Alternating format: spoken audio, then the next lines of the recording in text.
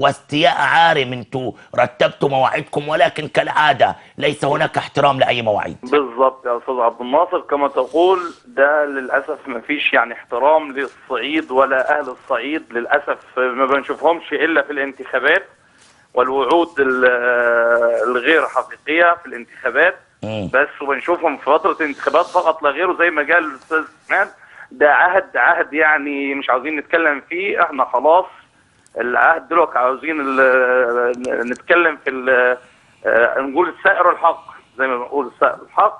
فعاوزين احنا الاتحاد ده كفايه خلاص، شكرا ده بعهده كده بالسلامه، وهنطالب وهنتصل بكل الناس والجمعيه العموميه كلها بسحب الثقه من هذا، تمام، او عمل جمعيه طارئه لسحب الثقه من هذا الاتحاد. طب يا حاج رحمي خليني يا حاج رحمي كوره في الصعيد. حاج رحمي خليني اكون معاك اكثر صراحه. بعد الهوا دلوقتي لو كلمك اي حد من الكباتن او الكابتن سمير وقال لك حقك عليا، هتعود الكره لما كانت.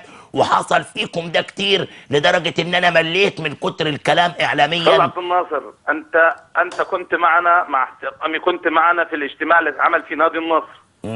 وقدمنا الدعوه لاتحاد الكره والجميع لشؤون الكره، لدراسه شؤون الكره في الصعيد والنهوض بالكره في الصعيد، ونشوف ايه مطالبها. هل تحقق شيء من يومها حضرتك؟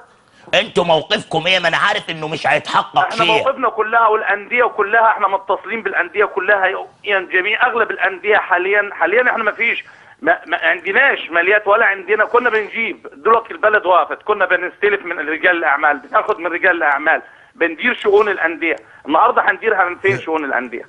يا استاذ عبد الناصر، حاج رحمي، مفيش في المجتمعات حاجه اسمها نص ثوره. اذا كانت مصر دخلت ثوره واسقطت رئيس واسقطت نظام فاسد واسقطت حكومات ووزراء، ده هيبقى سمير زاهر والمجلس القومي للرياضه بالنسبه له يبقى شيء هين جدا. منظومه الفساد في مصر يجب ان تنتهي ويجب ان تتوقف. وارجوك يا اخي الكريم لا تظلم انديه الصعيد او اخواننا في الصعيد او في بحري.